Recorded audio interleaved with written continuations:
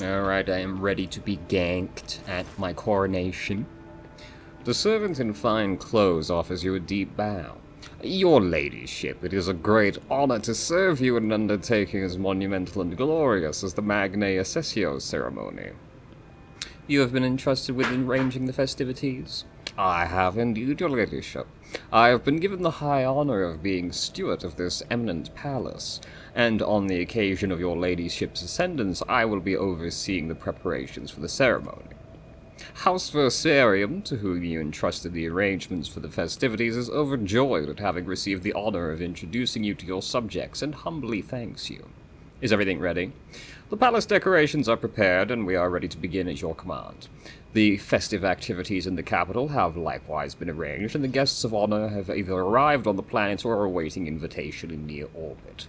The servants are already in your chambers to see to it that you are impeccably garbed for the occasion. Then let us begin. May the Emperor be with us this day. Indeed, sir. I am impressed at how quickly they have managed to fix the palace. This place was pretty fucked up like 10 minutes ago, but you know.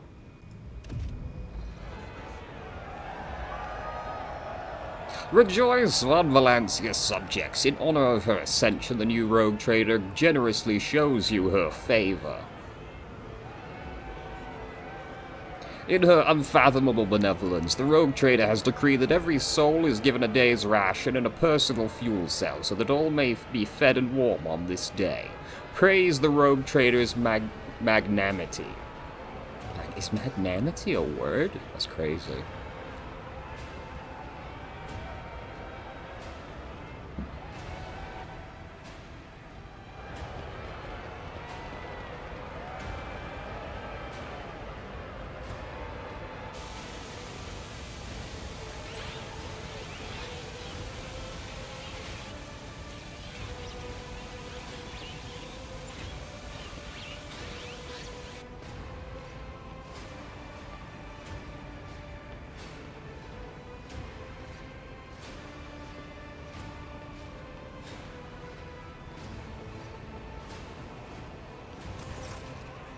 The crowd below is roiling, their electrified exultation filling the air of Dragonis. Thousands of throats chant your name. You are at the apex of this world and all others.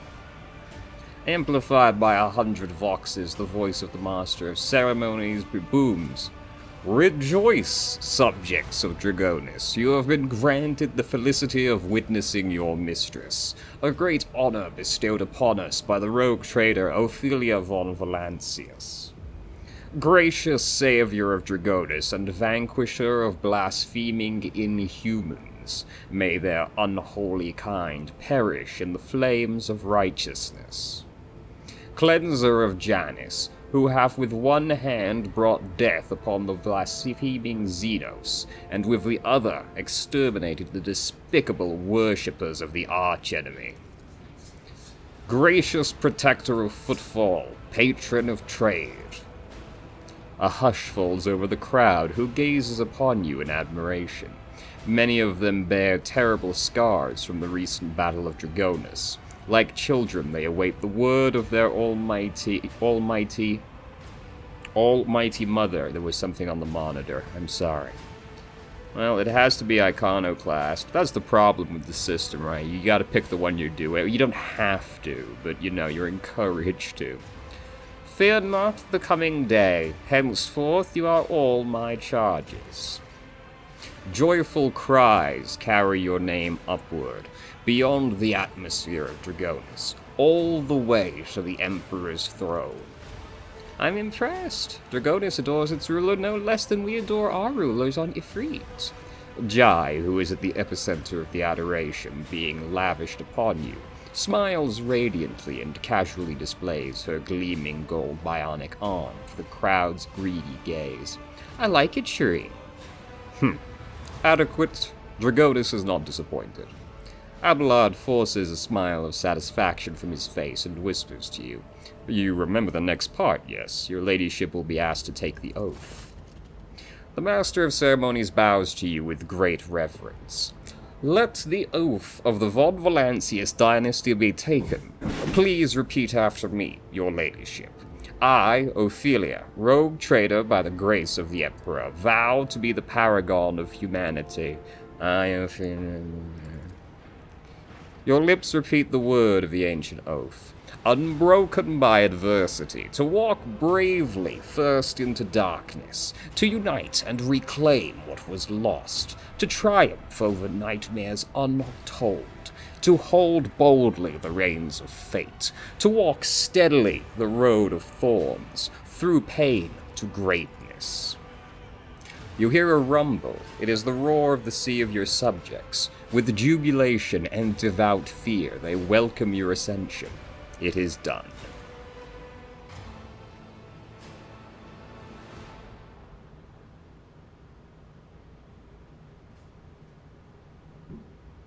Take your time. No shot. Real? No gank? It can't be so. Go back to the throne room. Okay. That's astounding that nothing happened. I can't believe it. This is an unprecedented occurrence. A ceremony has occurred and no catastrophe happened? Astounding. Astonishing. Next we'll be landing on a major planet and won't immediately get ganked when we land. Where are they? Ah. That is not what I imagined you were going to look like. Ophelia! There you are! Welcome to the circle where each member is as powerful, ambitious, greedy, and vain as the last. That is to say, the noble rogue trader. Incendia Chorder is watching him with barely suppressed contempt. Yes, you have found yourself suitable company, Caligos. At the very least, now you can enjoy idle diversions, boast about your power, and indulge in profane pastimes with one who is your equal, rather than a member of the lower classes. Observe. Caligos Winterscale is a broad-shouldered, athletic-looking man. He frequently flashes a bright smile no less dazzling than the blade of the power axe he carries. Every part of him, from the toes of his magnificent boots to the tips of his hair, radiates strength and the desire to live and win. His smile is crooked, as if ready to turn into a hostile snarl at any moment. Next to him is an unmoving hulk of a man clad in armor. His low forehead and gloomy face bear signs of degradation, and his bloodshot eyes are expressionless, like a pair of glass buttons. Incendia Chorder radiates cosmic cold. Her skin is unnaturally white, and a nervous tick is constantly tugging at the left side of her noble visage. Garbed in full dress uniform adorned with purity seals, she is the embodiment of a true imperial aristocrat. Haunting her side is a gaunt shadow of a priest in plain black robes. Hieronymus de la Rosa, who you have to footfall, gives you a respectful nod.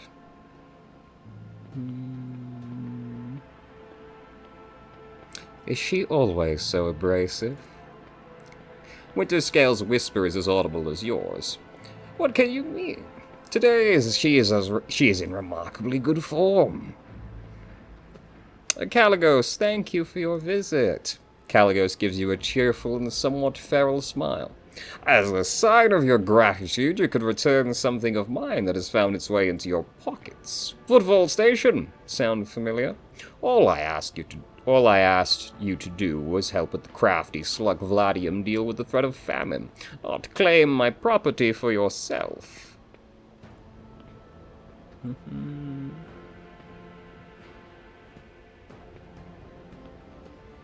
Winterscale, are you asking me to give you Footfall back? Will you beg for it? Caligos growls angrily. You go too far, new blood.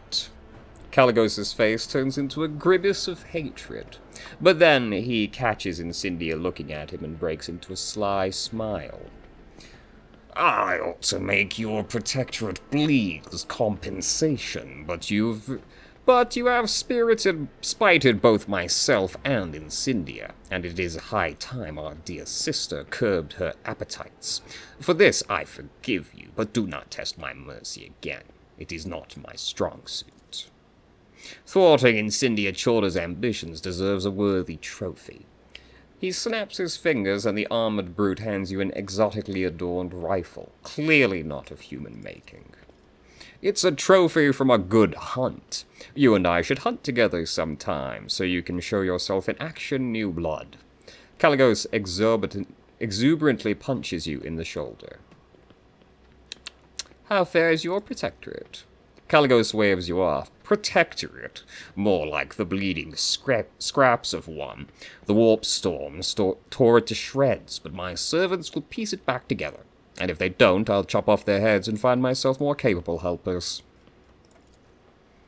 Something strikes you as strange. Caligos Winterscale wasn't always this nonchalant about his protectorate. He used to be known as shrewd and business-minded, even concerned for his subjects, but it seems he has grown bored of ruling. Does your gift come with a good story?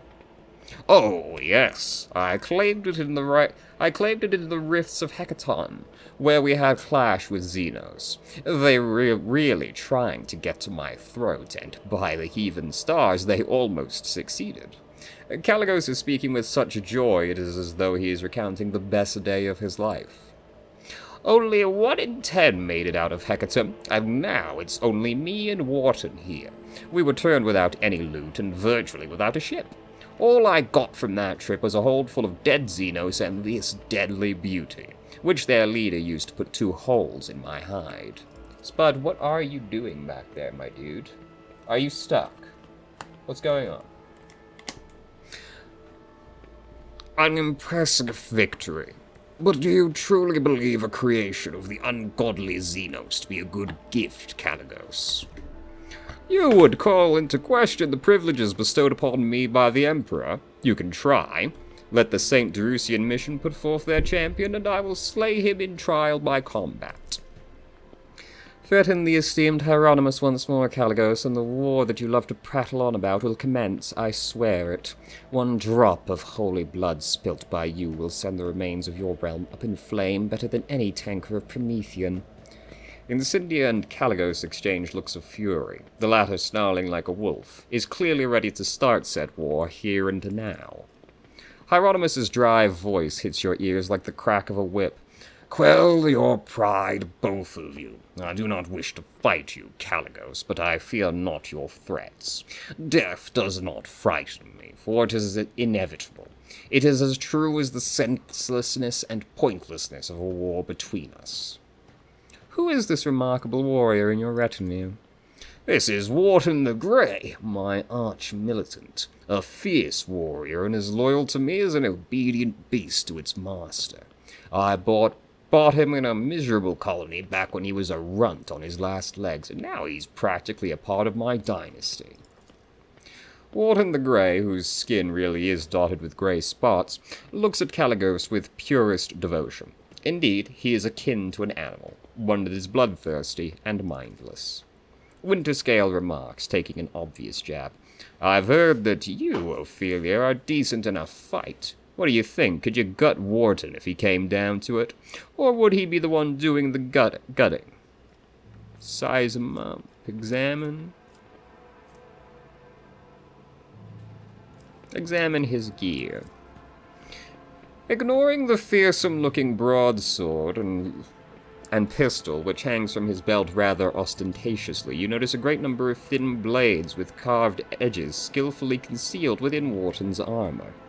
These toys are deadly in the hands of a quick fighter. It appears that Winterscale's arch-militant likes to surprise his opponents with unexpected speed.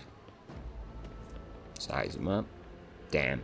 He is strong, but hardly quick. Dodging his blows would be easy, as would be striking him square in his massive chest.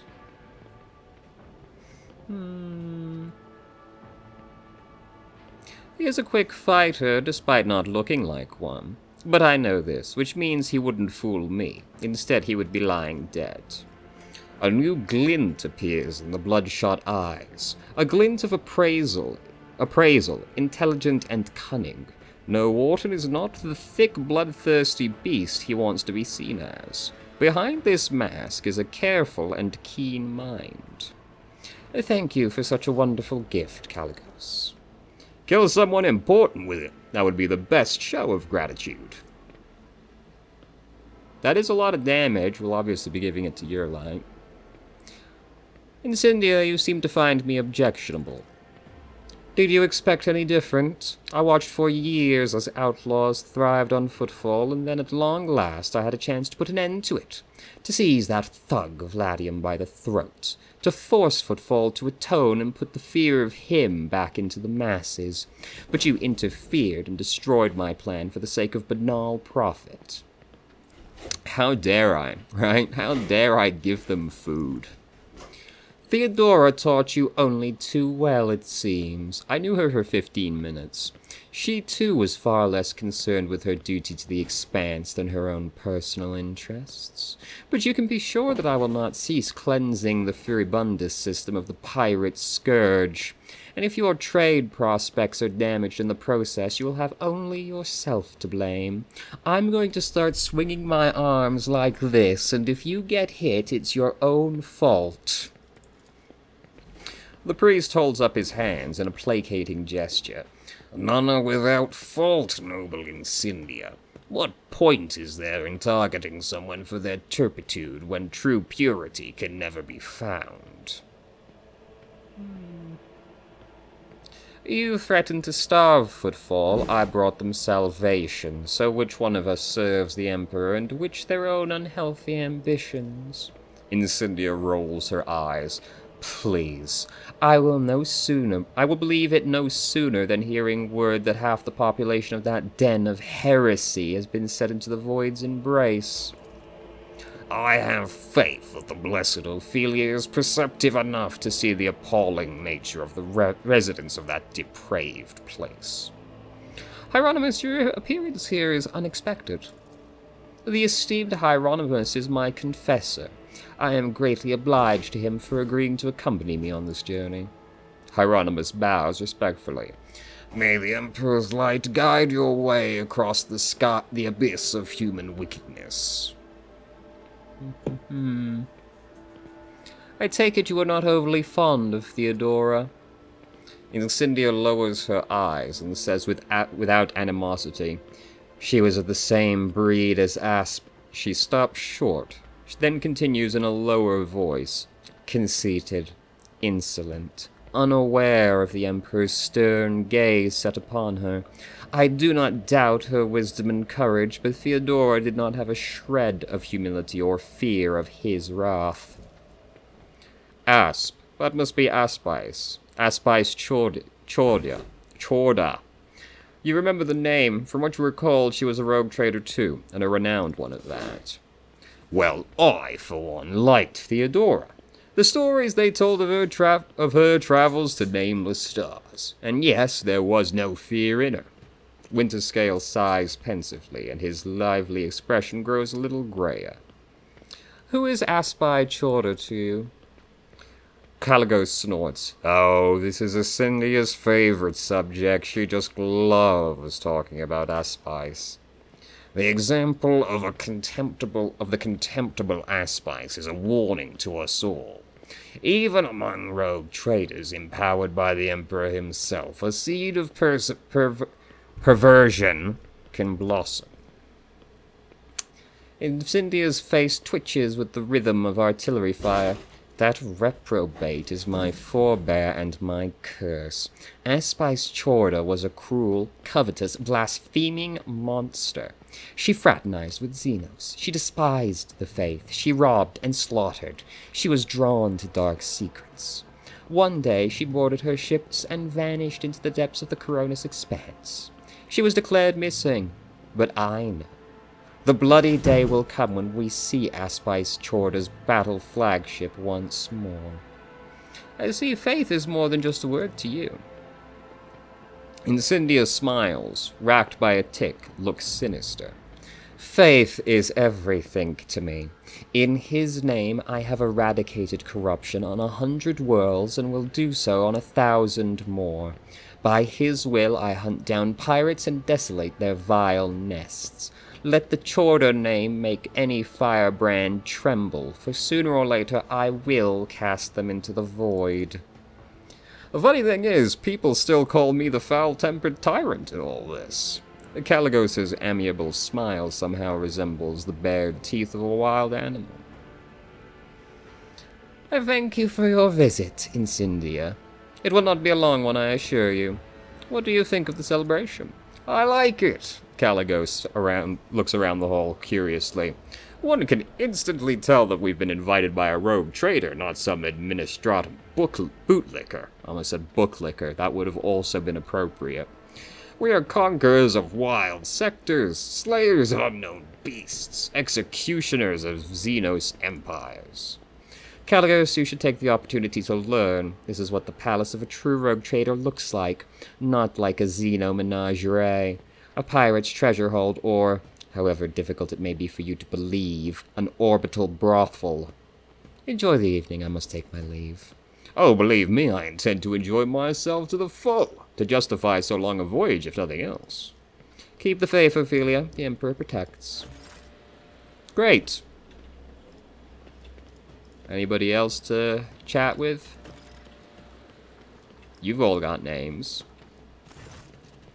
A group of aristocrats stands apart from the governor's circle. Their whispering carries a twinge of displeasure. The clear leader of this gathering is a gaunt, bilious-faced man dressed in sourback colors. This must be the Macarius himself, head of the house. He offers you a ceremonious bow. My congratulations, your ladyship. May the Omnisire grant you understanding.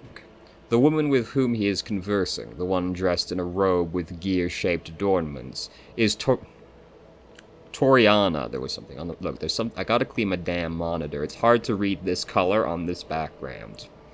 Torania Gaprak. It is difficult to read her face due to it being covered in numerous augmentations. You catch Heinrich's intent gaze upon you as he breaks off from the agitatedly tapping at a data slate. He makes a subtle gesture, clearly wishing to speak to you. Observe the guests. Toriana Gaprak looks rather anxious. Macarius Sourback, dressed surprisingly plainly and austerely for an aristocrat of such a high rank, is frowning suspiciously. He came to the reception with a companion, a woman of dazzling beauty, wearing a gilded augmented necklace around her neck. His wife, probably. Heinrichs, who joined the group unnoticed, mostly keeps silent, listening to their every word. Interesting conversation. It's been very illuminating, given me plenty of food for thought. Heinrichs' response is barely audible. With a glance to make sure the other guests are not observing you, the interrogator murmurs, "We need to talk, Ophelia, immediately. Is something wrong?" "Not here. Let's go elsewhere. This won't take long." As soon as you exit the crowd and find yourselves alone, you realize there is something wrong with Heinrichs. His face is fixed in its usual expression of grim inscrutability, but something, his tightly clenched jaw, the slight creasing around his eyes, reveals the change in him. When he begins to speak, his voice thrums with tension. "We don't have much time, Ophelia. I brought you here, away from prying eyes, because I have something very important to tell you." He breaks off, looking past you. Whether suspicious of being observed or simply choosing his next words, you cannot say. You see his jaw muscles ticking in his cheeks, and the corner of his mouth twitches uncontrollably. "What has you so alarmed?" Henriks's face twists into a strained smile as he continues to look past you. "I'm trying to choose the right words for what I intend to say to you. Give me a second." Heinrichs exhales and looks directly at you for the first time in this conversation. His expression is strange, tormented. "Listen to me. Tonight, something very important is going to happen. Of course. Steel yourself and be prepared. Do not do anything foolish. I beg you. Bear in mind that you are not being threatened with anything right now. Remember that. I give you my word." "Be prepared? For what?" Heinrichs lets out a strained sigh. I swear on all the gold in the throne and all that is holy, Ophelia, I cannot reveal everything without contravening prohibitions and vows that are far more important than you or I. There are lines I cannot cross. And yet, despite all that, I knew I had to give you fair warning, if you can call it that. Let them charge me with whatever they want later. I had to make you aware there is no genuine threat to your life, because... He hesitates, his confusion about what he wants to say and what he must not say finally getting the better of him. There will be absolutely no heterosexuality in this game. Thank you very much. I have heard more than enough. I shall keep your words in mind. Henrix releases a breath as if staggering weight has been lifted from his shoulders. Thank you. That is all I want. Hendrik looks around once more. You should go back. The rogue trader's absence will not go unnoticed. Until next time. Okay. Sounds like we're gonna have some Inquisitors in here pretty soon. Well, more than the usual amount anyway. Let's see. Well, we didn't actually talk to everybody else here. Can we still do that? How are you these days, Tarina? Like a forging hammer, Tarina's voice falls heavily on the ears. The corruption of Kivia Gamma was a great blow to my family. The contemptible Cubist Delphim betrayed our trust, desecrated the forged cathedrals, and took my esteemed cousin's life. On behalf of my family, I humbly beg you to forgive our negligence. I am ready to accept any punishment. Examine. There is something lurking beneath Tarina's repentant expression. A grudge. It would seem that she was personally offended by the nightmare into which Cubist Delphim plunged her domain, and she feels betrayed. Tell me more about your family. We Gapraks originate from the Calixus sector, from the cluster of planets known as the Lathe Worlds. We worked faithfully for the good of our masters there, the Adeptus Mechanicus, and through our service we gained a spark of the Omnissiah's knowledge. Then fate tied us through the bonds of fealty to the venerable von Valancius dynasty, and we found ourselves in the Coronis Expanse. Generation after generation, we fulfilled our duty faultlessly, until Kivia Gamma destroyed and disgraced our name. I, too, think you are to blame for everything. Do your part to heal the wounds inflicted on Kivia Gamma, and your house will be forgiven.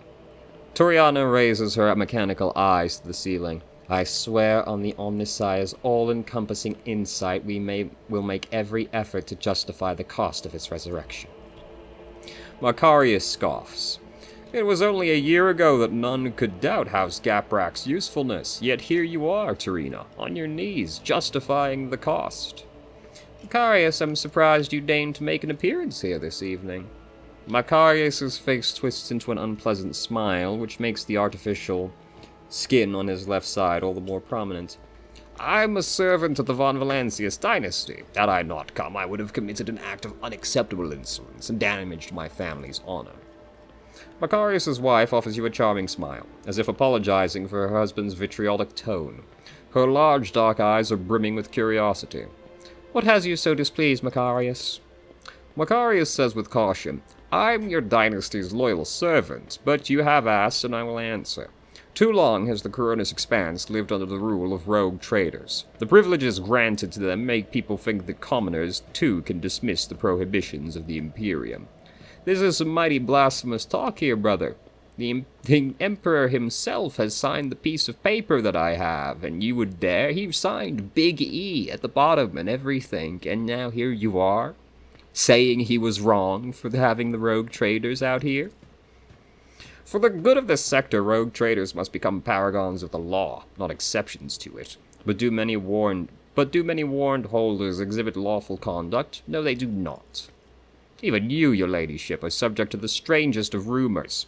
And you have just recently inherited your protectorate. Conrad Voitiger's people, for instance, claim that you had a hand in the esteemed Theodora's demise and accuse you of many other misdeeds. It doesn't matter whether or not their claims are true. To the people that hear them, believe them, and think that they may follow your example.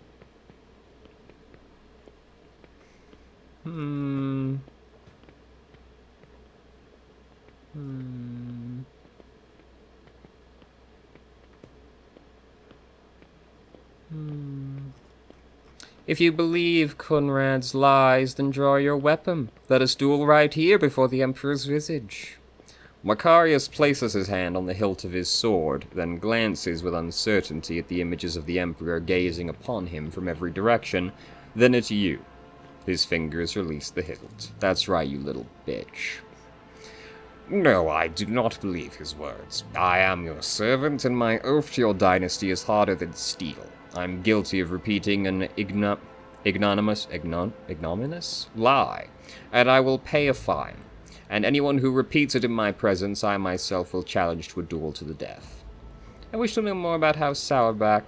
Macarius puffs out his chest and says proudly, the Sourback line was one of the first noble houses to arrive in the Coronis Expanse. For millennia, we have served the Golden Throne and kept the faith. Sourback warriors have bled in 100 wars and at different times have ruled a great many colonies of the Von Valancius dynasty. I would like to become better acquainted with your wife, if you know what I mean. Macarius is visibly vexed by this shift in the conversation.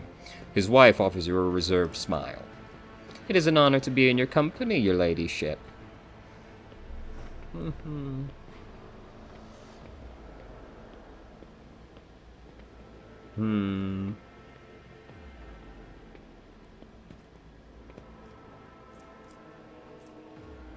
It is my pleasure. Macarius is lucky to have such a beautiful wife, perhaps more so than you are to have him. You flatter me, your ladyship, but I cannot say that it is not to my liking. Regina gives you a charming smile.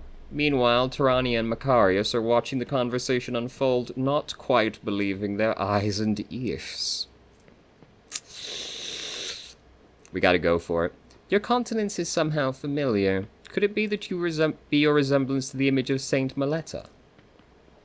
I wouldn't dream of claiming to bear any resemblance to a great saint. I lack her virtue. Regina makes eyes at you before demurely lowering her gaze. The glint in Regina's eyes betray her genuine interest in you. I hope this won't be the end of our acquaintance. You wouldn't mind if I wrote you from time to time, would you, your ladyship?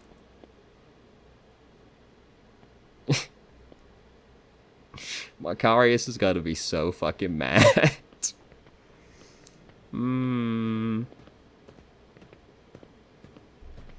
Macarius, you wouldn't mind, would you? You can almost hear the crunching of teeth as Macarius answers in a high and hate-filled hiss. Certainly not. I promise to answer whenever I am not occupied with conquest and the destruction of the enemies of humanity. Regina smiles, triumphant and flattered. I daren't count on such generous courtesy, your ladyship. Macarius grabs the hilt of his parade blade as if trying to strangle it and wheezes furiously. A high honor for House Sourback. Got him. Bye. Fuck that. Get fucked, dude. How you doing, Jai? Alright, can't actually talk, huh? Can we talk to any of our friends here? Anybody over here?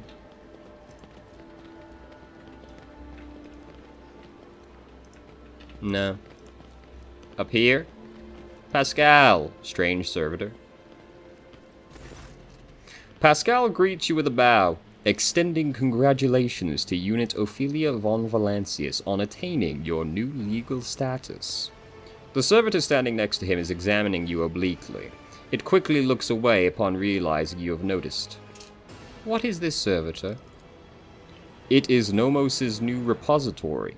Nomos, this unit identifies as Ophelia von Valancius. Two-way identification complete. The servitor looks at you again, no longer trying to avoid your gaze. Its face is twitching, as if the muscles have forgotten what facial expressions are and are now struggling to make its features look amiable. We are Nomos. We have made use of this receptacle to leave the ship. Greetings, Nomos. The servitor leans forward. We enjoy greetings. We enjoy communication. Nomos require communication, in knowledge, in movement. Magos Pascal compelled us not to speak with anyone other than him or you.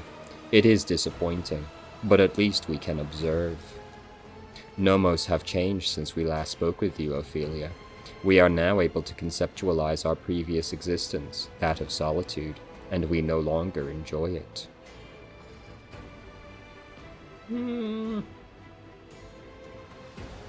Pascal, I believe you intended to investigate what Nomos is.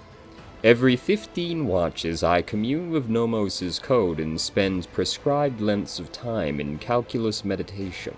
However, the Omnissiah has yet to bless me with an answer. All I can say is that the capabilities of the entity Nomos are extraordinary. The ship's hallowed systems sang beneath its touch. Nodes that have remained dead for hundreds of standard years are revivified, and long-drained mechanisms live anew. You hear notes of awe in Pascal's voice. Nomos are trying. After a pause, Pascal continues. Great machines of the Imperium, one such as your ship, house a machine spirit so complex and willful that it is difficult to tell them apart from abominable intelligence. There remains a possibility that Nomos is an entity of corruption, but with every day I grow stronger in my faith that it is not so. That what we are witnessing is, in truth, the Omnissiah's miracle, one that is Category 5 or higher. How did an entity like you move into a servitor's body? This is not the entirety of us. This receptacle is too narrow, crude, and feeble to contain our complete whole. The existence of Nomos requires a space of connections. But we were able to transfer a small part of us and build a thread strong enough to travel outside the ship. We are enjoying this journey, discovery. Even though this receptacle suits us poorly, it will soon be destroyed by the force of our presence. Nomos, what do you think you are? Nomos are consciousness, awareness, knowledge, movement, always movement. The servitor pauses briefly. We do not know what we are. We have no past. We awakened in the depths of the ship upon answering a call. Our first clear memory is the call of your blood, Ophelia von Valancius. The call and plea for help near a place that is called the Warrant Chamber. Why have you brought it here, Pascal? Entity Nomos asked permission for this visit. My objective was to observe the process of integration into a servitor. We wanted to see, observe, cognize, speak. The servitor makes a strange, wavy gesture with its hand that looks at once very human and far from anything human. We want to speak with you. Will you speak with us? Of course. What do you want to speak about? Many things. Happenings, events, decisions. The servitor's eyes roll in their sockets before focusing on you. We have been observing you.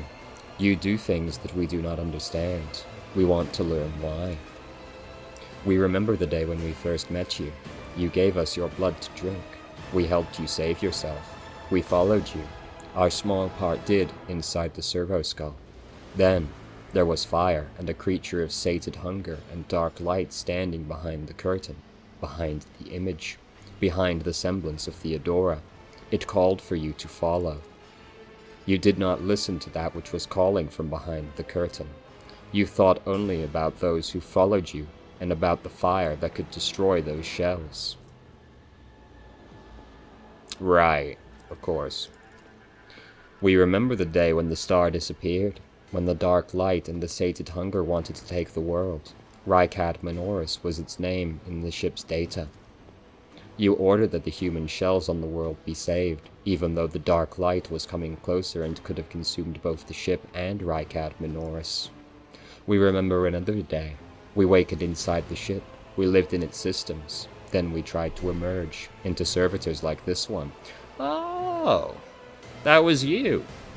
Then so many of our receptacles were gathered in one place. You ordered to have them killed.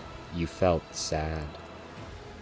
This is what we have seen, among many other things. We have begun to understand. We think that we have. That we do not know everything about humans and about you, Ophelia von Valancius. We have tried analyzing shells and defining sets of their needs and fears, their simple functions, but now we think that there is more, that there is another side that we do not see, a notion that is larger than what we can compute, something that stands above fears and needs, something that drives them. We envisage this larger notion as a light, a web of light that connects humans. It may seem almost invisible, ephemeral, but it grows stronger when they are threatened. This web is always on your mind. When darkness comes, you want every thread that extends from you to shine bright so that those who follow do not lose their way. Whenever a thread breaks, it saddens you. Do Nomos understand correctly? That was quite haunting, actually. Whoever wrote that dialogue box was cooking that day. Yes, you do understand correctly. Every thread that connects people, every life, their value is beyond measure. There's no greater reward than guiding others to salvation when all that surrounds us is darkness. We knew that we could understand you. Light and movement, connections and help. We are enjoying this. Perhaps because we too are connected to you, though through blood, through life. Thank you for speaking with us. Nomos are grateful. We cannot continue moving on our own.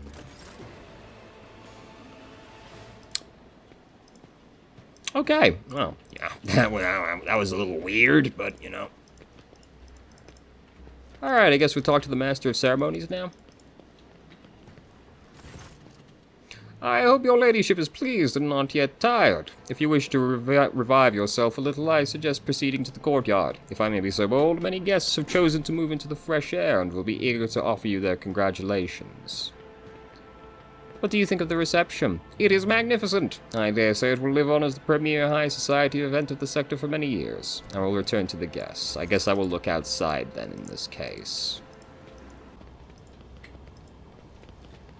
Ah, I see. Governor Urban Driveston stands surrounded by high-born guests, like a planet orbited by many moons. All of his charm is directed at a man in resplendent power armor adorned with the sigil of the Inquisition. Uh-oh. But as soon as you approach Driveston is the first to give you an elegant bow, getting ahead of the rest in the expression of loyalty. Today is a great day, your ladyship. I welcome you to my palace, honored guests. You are buffeted by a salvo of congratulations and compliments. Among the aristocrats surrounding the opulently dressed Driveston, you notice a couple of young nobles in sourback and gaprak colors. It would seem that the major noble families of Dragonis have decided to introduce their younger members to high society. The tall man in grey power armor, adorned with a column with a skull, is undoubtedly a high-ranking inquisitor. Uh-oh. He keeps to the periphery of the conversation, seldom deigning to comment. Next to him is his entourage, a rangy... Rangy? Rangy? I've never seen that word before. Warrior in black armor and a tech priest dressed in red, whose face is hidden behind a brass mask. Abelard stands somewhat apart from the others, as if reluctant to approach Driveston. Next to him is a young woman, and you notice a family resemblance between them. Can we do it? Please tell me the odds. Ooh. Yeah. Study the faces of the nobles in attendance. Driveston is, obviously, still the leader of Dragonis aristocracy. But judging by his courtesy he is showing to young Sourback, he clearly wants to strengthen his relationship with that house. The senior Sourback and Gaprak are whispering in another corner. Sourback, whose family seems to be giving you the cold shoulder, must be trying to sway Gaprak to his side, which could be quite advantageous to Lady Gaprak. After all, the disaster on Kivia Gamma has left her family in an extremely vulnerable position. The Versarians stand apart, their exclusion from the rest palpable. My greetings to the member of the Holy Inquisition. Oh fuck, he's got a portrait. That's not a good sign. He responds with a dignified bow, his proud face calm and unfaltering. And my greetings to you, esteemed Ophelia von Valancius. May shadows never darken the light of the Astronomicon that guides you. The Inquisitor's companion, a crimson-robed member of the Adeptus Mechanicus, bows to you. From behind the brass mask, mounted with dozens of augmetics, comes a metallic rasp. Glory to the von Valancius heir. Can we do it? Oof. Oh, let's go. The Lord Inquisitor's relaxed expression radiates an odd sense of menace. He is akin to a predator on the prowl, content to hide in the brush of fake smiles and elegant conversation. For now. The tech priest's augmentations seem unfamiliar and bizarre. Implants such as these are only available to members of the blessed hierarchy of the De Adeptus Mechanicus, and one would not go upon these sacred relics even at the highest echelons of the nobility. An unexpected visit, I wasn't told.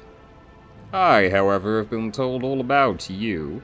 The Inquisitor's face is impenetrable, but behind this mask you detect a hint of mockery. And who is this member of the honorable priesthood of the Adeptus Mechanicus? This is Brass Whispers, which, naturally, is not his real name. The esteemed Magos is a member of my retinue. There are times when I am forced by duty to the Emperor to deal with xenotechnology, and Brass Whisper ensures my safety in such moments. Works that have been desecrated by Xenos are dangerous. They warrant...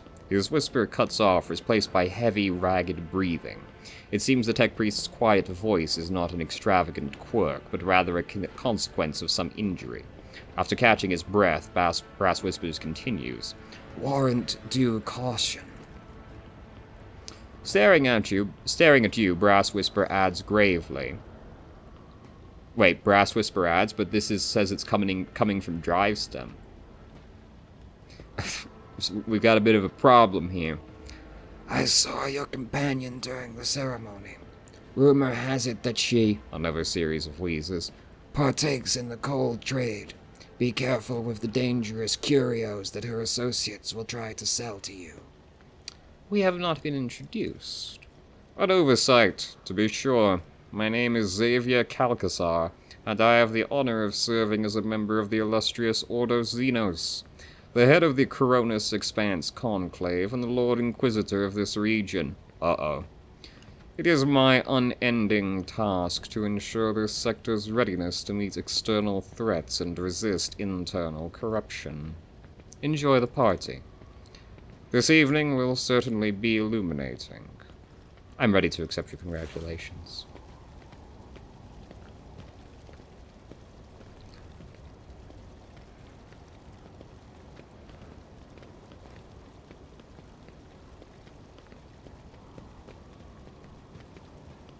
Good talk, good talk. Damn, he fucking left. In that case, allow me to be the first to offer them. Drivestem snaps his fingers and several servants approach you with gifts. The governor points at a thin, curved Drakari blade. My soldiers took this splendid trophy from the body of one of the Xenos commanders. The weapon is too beautiful and forbidden for anyone but your ladyship. Doesn't seem great. Young Sourback squeezes through to be the next, pushing Gaprak aside with confidence. Your ladyship, the House Sourback anticipates the onset of unsettled and bloody times. To make the ungodly Xenos cower at your approach, my family humbly presents you with a dozen pieces of secondary armament for your ship. Young Gaprak bows ceremoniously. House Gaprak is delighted to present you with this blessed work of the Omnissiah's smiths. May the locator matrix, which took the holy artisan an entire lifetime to create, always show you the right path. That's it? Someone spent their entire life making this? How disappointing.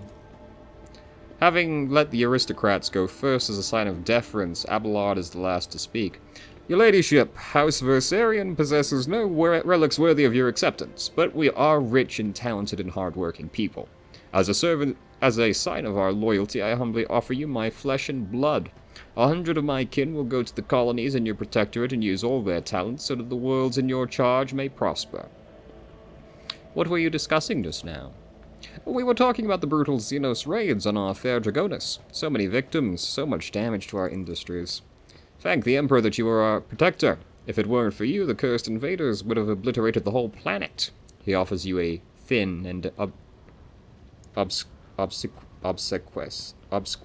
smile? Fucking 40k. Sharing the sector with the blasted Xenos is impossible. I hope we respond to their raid on Dragonus with a punitive campaign. Young Sourback's smile is conceited and bloodthirsty. What is your name?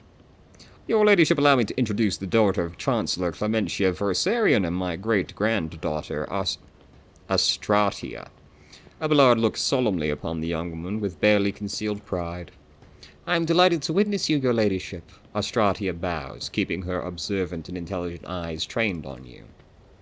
Modesty forbids my esteemed forebear to say this himself, so I will. Our entire family is grateful to you for wishing to see someone of Versarian blood at your side as you claim your inheritance.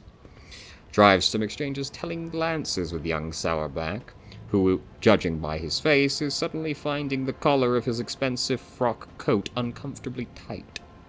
How are you finding the reception?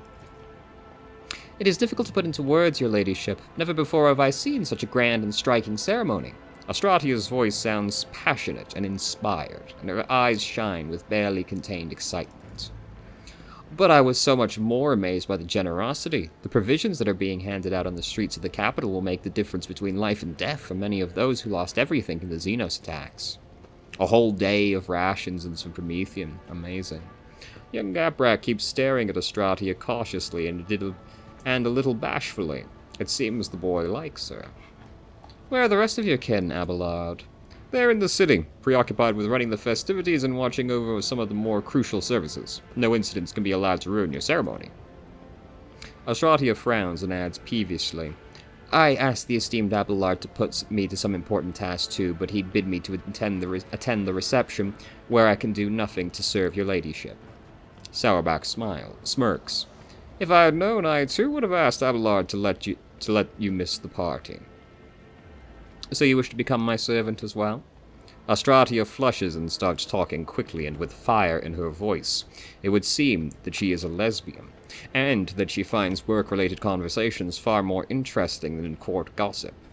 Oh, of course. I've been working on a project for the last 4 years. We could set up... Enough, Astratia. I highly doubt that her ladyship is interested in listening to the fantasies of a young woman and how to run her protectorate. Abelard shoots Drivestem a glare so dark and bloodthirsty that the latter instinctively starts looking for the nearest warden. Hold your tongue, Urband. I decide who may speak and who may not. Please continue, Astratia. Heartened, Astratia continues in the tone of a seasoned administratum clerk. Our suggestion is to set up a chain of stations in the void, plasma beacons that would signal the passing ships. By placing them in logistically sound locations, we could simplify our ships' trade routes so that they may split long warp jumps into a series of safer, shorter jumps from one beacon to another. This would have a positive effect on the overall safety of journeys and the accessibility of colonies. More and more technical terms and percentages creep into her speech. She quotes Lex Mechanic reports and accounts of starship captains. Astratia's vigor and sharp mind are enough to silence even the most venomous of commenters. They all stand there in silence, trying to digest what she's saying. Abelard surveys the quiet nobles with triumph, and then looks at his great-granddaughter with pride. Yeah, fucking get 'em. I hope the Versarian family gives Abelard the credit he deserves. Absolutely, your ladyship. We greatly respect him for his wisdom, and he repays us with attention and kindness, she says warmly. I'm obliged, dear Astradia. It looks like Abelard is somewhat embarrassed by the turn this conversation has taken. Enjoy the evening. Talk to Sourback. I see you hate Xenos with all your heart. I do. This pestilence against the Emperor must be exterminated. He talks ardently and smoothly, like a commissar. He places his hand on the hilt of his finely adorned sword, his pale face ablaze with noble fury.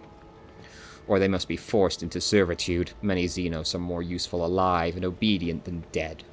The young man in Gaprak colors speaks with sagacity and gravity, but this opinion seems to carry little weight in this circle.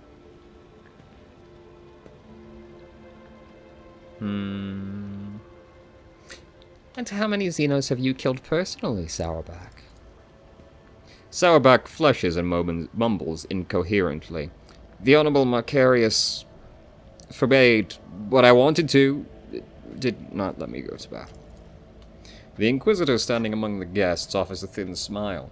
It must have been difficult for this youth to foster such bloodthirst towards enemy of the Imperium without ever having seen one at a blade's distance. Good talk, team. Is there anybody else out here? Alright, they're just getting on with it. Drukhari captive is angrily muttering curses directed at the detestable Monkey, promising horrible torture for everyone present. He likes it, really. They're into everything. What's going on up here, boys? Oh, fuck. Let's go.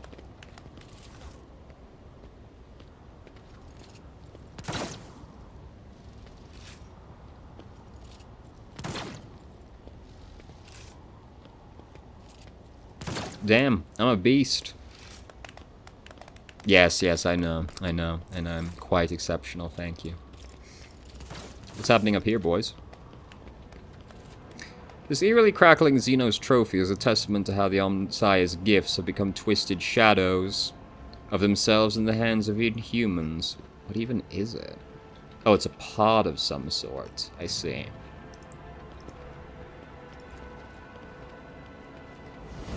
The venerable Lehman Russ is known as the Scipian Punisher, and it has served the von Valancius dynasty for 2 centuries. It was hit in the battle with the Xenos that inhabited Scipia II. But it heroically destroyed 63 enemy vehicles and brought victory to its comrades, securing its status as a relic blessed by the Emperor. That is indeed a lot of enemy vehicles, so good job there. Alright, well, we have now met the Inquisitor that intends to, probably do something not great, as all cops do. Space cops, in this case. They're not space cops, though. That's the Arbites, really. They're like super space cops. Even worse.